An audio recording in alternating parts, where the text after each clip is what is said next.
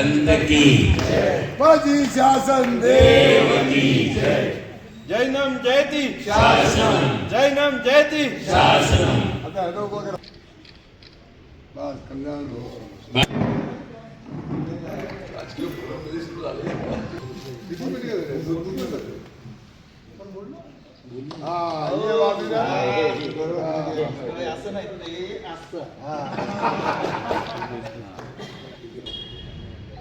पेरीदेवी सगळ्या इथे व्यासपीठावरती बसलेले सगळे वेगळ्या पक्षातले पण जैन समाजामध्ये एकत्रित आलेली लोक या सगळ्यांचं मी विशेष करून कौतुक करतो. कारण की जैन समाज हा फक्त आपण ओळखला जातो तो व्यापारामध्ये.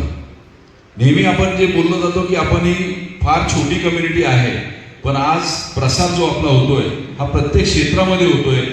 क्षेत्रामध्ये आपण ज्यावेळेस प्रसार करतो त्यावेळेस बऱ्याचशा अडचणी असतात. त्या अडचणीला मात देऊन ही लोक खऱ्या अर्थाने आज राजकारणामध्ये उतरलेली आहेत आणि चांगलं काम करतायत. आणि आत्ताच नाही पण बऱ्याच वर्षापासून करतायत. आणि यावेळेस विशेष करून जैन समुदायाला मला असं वाटतं की सगळ्यात जास्त जागा या पहिल्यांदा आपल्याला मिळालेल्या आहेत. त्यासाठी तुम्हा सगळ्यांचं विशेष अभिनंदन. मी नेहमी सांगत असतो की विकास हा शहराचा झाला पाहिजे. आणि जैन समाजाने आज जिथे आपण बोललो जातं की बाबा आपण 24% ही ग्रोथ नॅशनल ग्रोथमध्ये आपण पार्टिसिपेट करत असतो, त्यामध्ये आपण नक्कीच आपली काही लोक हवी असतात की जी लोक आपल्याला रिप्रेझेंट करतील.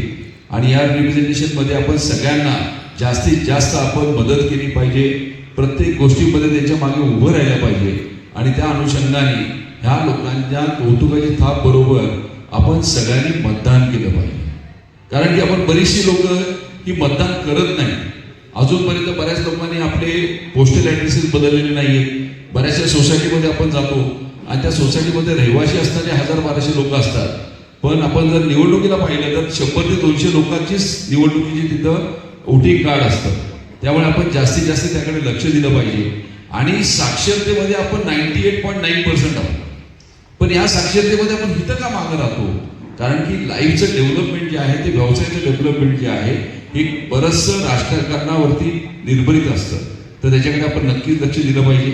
मी सगळ्यांना इथं बसलेल्या प्रत्येक जणांना बेस्ट ऑफ लक देतो. पहिली आणि शेवटची संधी काहीच नसते आयुष्यामध्ये.